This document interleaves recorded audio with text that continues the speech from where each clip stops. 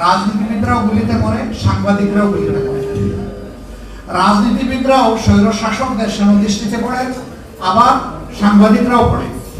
অতীতে আপনাদের হাতের কলমকে ফ্রিজ করে রাখা হয়েছিল, একটা অদেখা হ্যান্ডকাপ আপনাদেরকে পরিয়ে দেওয়া হয়েছিল।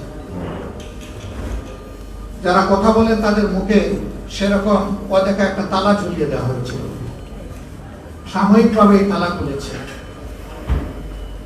আমরা যখন জেগেই উঠেছি, আমাদের আর ঘুমাবার প্রয়োজন নেই। যার যার আদর্শ মেলে ধরবে, জনগণ এখান থেকে চুজ এন্ড পিক করবে, পছন্দ করবে, গ্রহণ করবে। কার উপর কোনো কিছু চাপিয়ে দেওয়া যাবে না। আমরা 15.5 বছর আপনাদের সামনে খোলা মনে, খোলা পরিবেশে আমরা হাজির হতে পারিনি বলে দুঃখ প্রকাশ করছি। আমরা কাউকে দায়ী করবো না, কাউকে দায়ী করে আমার বড় কোনো লাভ হবে না। আমি ছোট মানুষ, ছোট একটি পরিবার থেকে আপনাদের সামনে এসে হাজির হয়েছি। আমার পারিবারিক শিক্ষা হচ্ছে শুধু মানুষ নয়, আল্লাহর সমস্ত সৃষ্টিকে সম্মান করো। আমি পারি কিনা সেটা আল্লাহ ভালো জানেন, তবে আল্লাহ তাআলার সৃষ্টির প্রতি আমি সম্মান পোষণ করার পক্ষে। একটা পিঁপড়াকে আল্লাহ তাআলা অহেতুক পয়দা করেন। আল্লাহ বলেছেন, ও হে মানব জাতি, তোমাদের কল্যাণের জন্যই আমি তাকে সৃষ্টি করেছি। মেডিকেল সায়েন্সের ছোট্ট একজন ছাত্র আমি যখন আমার ছাত্র জীবনের বিভিন্ন বিষয় নিয়ে একটু ওই অক্ষরে লেখার বাইরে আমি চিন্তা করেছি, আমি দেখেছি প্রত্যেকটি জিনিস রিয়েলি আল্লাহ তাআলা আমাদের কল্যাণেই পয়দা করেছে। এক সময় আমার মনে আসলো, সাপকে কিভাবে আল্লাহ তাআলা আমাদের কল্যাণের জন্য পয়দা করলেন। তখন খুঁজে পেলাম যে ওর ভেনমের মধ্যেই আল্লাহ তাআলা ক্যান্সার প্রতিরোধক ঔষধ রেখে দিয়েছে। যে সাপের ছোবলে মানুষ মারা যায়, সেই সাপের ভেনমের মধ্যেই আবার মানুষের জীবন রক্ষাকারী ঔষধ আল্লাহ পয়দা করে দিয়েছে। তাদের সেও আমার জন্য উপকার। একটা সাপকে আমি বিরক্ত না করলে সেও আমাকে ছোবল দেয় না, একটা মানুষকে আমি কেন বিরক্ত হব? মানুষটা সৃষ্টির মধ্যে সেরা। এই জন্য মানুষকে সম্মান করা আমাদের দায়িত্ব। বন্টি বলেছেন যে আমি 24 বছরের সাংবাদিকতার জীবনে আপনাদেরকে তেমন করে জানার সুযোগ পাইনি। আমরা এই জন্য দুঃখিত। আমরা কাউকে দায় দিচ্ছি না, আমরা পারিনি আপনাদের সামনে আসতে। আমরা রাজনীতিবাদ যখন স্পিকার স্ট্যান্ডে পাই, তখন আমাদের বক্তব্যের 3 ভাগের 2 ভাগ তাকে অন্যকে দোষারোপ করে গালিগালাজ করে। আমি এটা থেকে আল্লাহর কাছে আসতে হচ্ছে। আমার কি আছে, আমি সেইটা নিয়ে হাজির হই, সেটাই ভালো। অন্যের মন্দ চর্চা আমার প্রয়োজন নাই। অন্যের মন্দ চর্চাটা আমার প্রয়োজন, ওটা জনগণ দেখবে। সমাজের 2টা স্তম্ভ হচ্ছে 4 ডাইমেনশন, চতুর্দিক থেকে দেখে। একটি হচ্ছে সাংবাদিক চক্ষু, আর একটা রাজনীতিবিদদের অন্তর্দৃষ্টি। এছাড়া সমাজের যতগুলো শ্রেণী পেশা আছে, তাদের জগৎটা হচ্ছে তাদের ওই নির্দিষ্ট পেশার উপরে ফোকাস করে। এই জন্য দেখবেন জীবন যুদ্ধে এই 2টা অংশের মানুষকে, এই 2টা অংশের চ্যাপ্টারের মানুষকে জীবন বাজি রেখে কাজ করতে হবে। রাজনীতিবিদরাও গুলিতে মরে, সাংবাদিকরাও গুলিতে মরে। রাজনীতিবিদরাও স্বৈর শাসকদের সেনাদৃষ্টিতে পড়ে, আবার সাংবাদিকরাও পড়ে। গত 15 বছর কি হয়েছে আমি ভালো মন্দ কিছুই বলবো না, আপনারা সবাই জাতির বিবেক আপনারা ভালো জানেন। আমি ব্যক্তিগতভাবে বিশ্বাস করি যে ব্যক্তি কিংবা জাতির পিছন নিয়ে কামড়ি করে সে পিছনে পড়ে থাকবে। আর যারা চায় যে আমরা এগিয়ে যাই, তাদেরকে ফরওয়ার্ড লুক করতে হবে, সামনে দেখতে হবে। এই জন্য আসুন পচা পিছনটাকে পিছনে ফেলে দেই, এটা নিয়ে আর চর্চা না করে রোডম্যাপ তৈরি করি সবাই মিলে। এখানে জাতির সকল স্তম্ভের হাতগুলোকে জাতীয় স্বার্থে এক জায়গায় আসতেই হবে। এই জায়গায় কোনো বিভাজন চলবে না। একটা জাতি যখন ঐক্যবদ্ধ থাকে, গোটা বিশ্ব তাদেরকে সম্মান করতে বাধ্য হয়। আর জাতিটা যখন বিভক্ত হয়ে পড়ে, তখন তাদের মাথার উপর সবাই মাতব্বরি করে।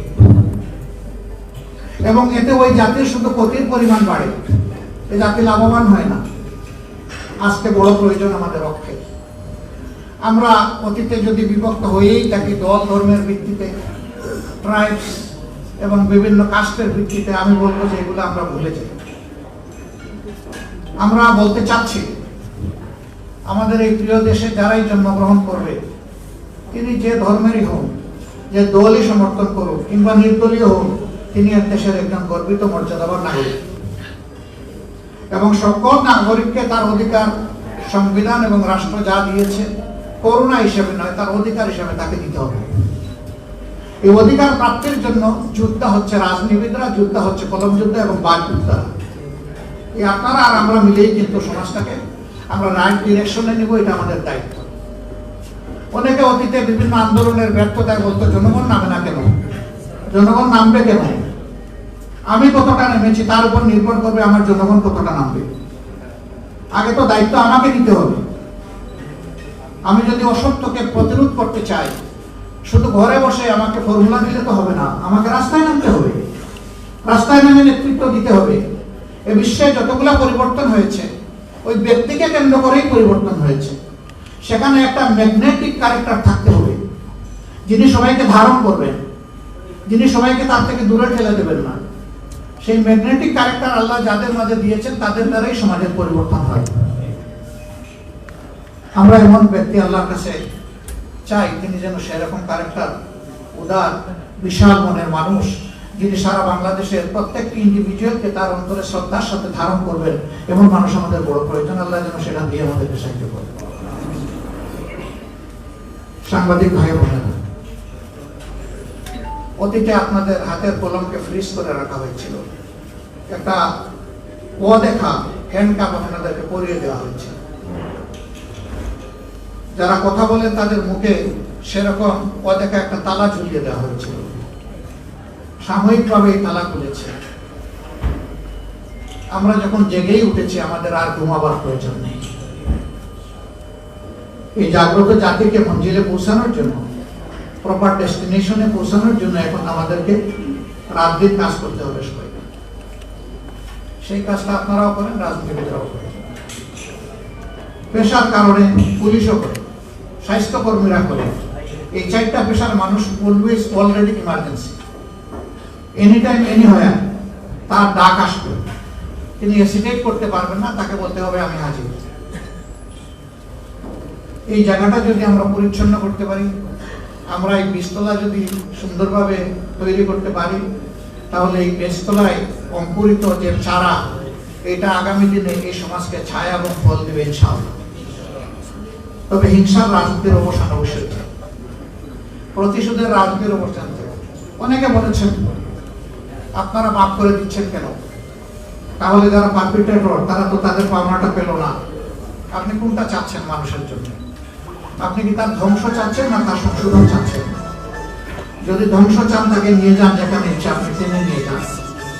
আর তার যদি আপনি সংশোধন চান এবং একটা সংশোধিত হাত হিসাবে তিনিও সমাজে কোনো অবদান রাখুন, সেটা যদি চান, তাহলে তাকে সংশোধনের জন্য জায়গাটা তৈরি করে দিতে হবে। ওই জায়গায় হিংসার কোনো জায়গা নেই, এখানে উদারতার প্রশ্ন।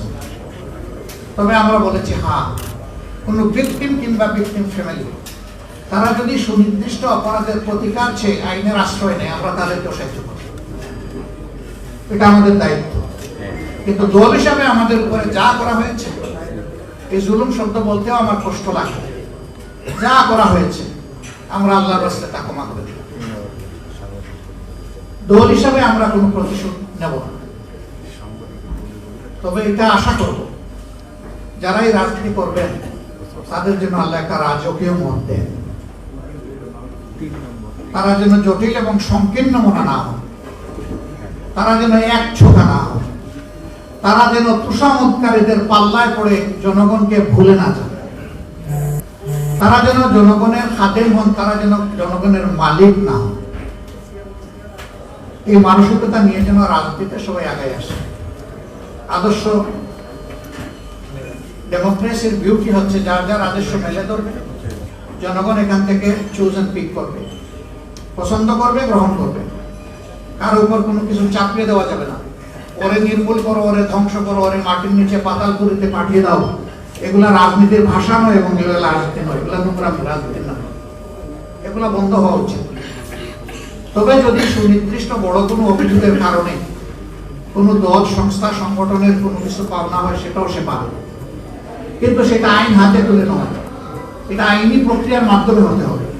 আবার আইন সেটা মতলবী আইন হলে চলবে না, এটা অবশ্যই ট্রান্সপারেন্ট এবং ফেয়ার স্ট্যান্ডার্ডের উপর এটা হতে হবে।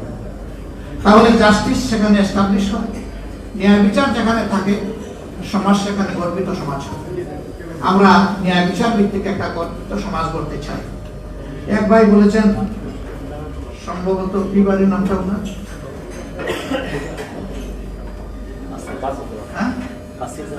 বাসির জামাত, উনি বলেছেন যে উনি খুব আনন্দিত যে জামাতের আমির এবং মহানগরী উত্তরের আমির দুজনই বৃহত্তর সিলেটের মানুষ। আমার পরিচয় ভাই ভিন্ন, আমাকে লোকেরা জিজ্ঞাসা করে আপনার ঠিকানা কি, আমি বলি সাধারণ পরিবহন সমগ্র বাংলাদেশ। আমি যদি এই সংগঠনের প্রধান হয়ে থাকি তাহলে আমার নির্দিষ্ট ঠিকানা নাই, আমার সারা বাংলাদেশই আমার ঠিকানা। আমি যদি বাংলাদেশকে সেইভাবে না নেই তাইলে আমি ইনসাফ করতে পারবো না, আমার দলের উপরে পারবো না, আমি দেশবাসীর উপরেও পারবো না। আমি এই ঠিকানায় থাকতে চাই, এটাই আমার জন্য কমফোর্টেবল। আপনারা দোয়া করবেন। আজকে অনেক কথা হয়তো বা বলবো না, আমি শুধু অন্তর থেকে ধন্যবাদ জানাবো যে আপনারা আমাদেরকে ভালোবেসে আমাদের দুটি কথা শোনার জন্য আপনারা এসেছেন এখানে। আমি আপনাদের কাছে কৃতজ্ঞ, আমার দল কৃতজ্ঞ। আর আমি এসেছি মূলত আপনাদের কথা শোনার জন্য। যা আমি শুনেছি এখান থেকে আমি যেন শিক্ষা নিতে পারি। আমার এই বোনটি বলেছেন যে একটু আপনাদেরকে মেলে ধরুন, আপনারা কি চান, এই জাতিকে কোন ডেস্টিনেশনে আপনারা পৌঁছাতে চান।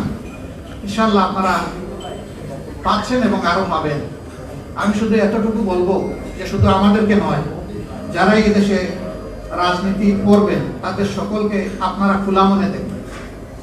খোলা মনে দেখলেই আপনারা সাদাকে সাদা হিসাবে পেয়ে যাবেন, কালোকে কালো হিসাবে পেয়ে যাবেন।